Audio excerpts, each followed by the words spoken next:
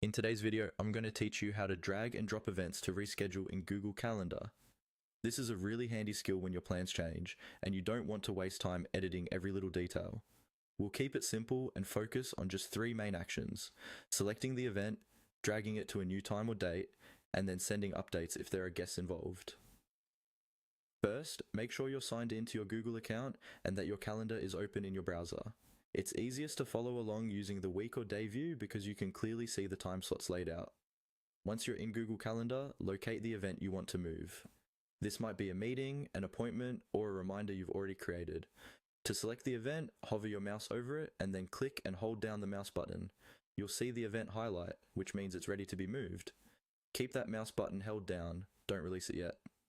Now, with the button still pressed, drag the event to the new date or time where you want it to be. As you drag, you'll notice it snapping into different time slots on your calendar.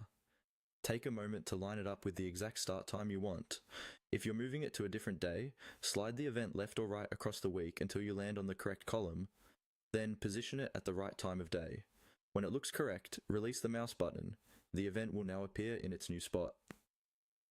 If this event only involves you and there are no guests, that's all you need to do. The change is saved automatically. But if the event has other people invited, Google Calendar will usually ask if you want to send an update. You'll see a small prompt or a window asking whether to notify guests about the new schedule. Click on Send to let everyone know the event has been rescheduled.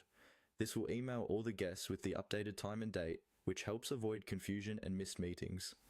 If you skip sending, your calendar will change, but your guests might not realize the event has moved, so it's best to click Send in most cases. And that's it.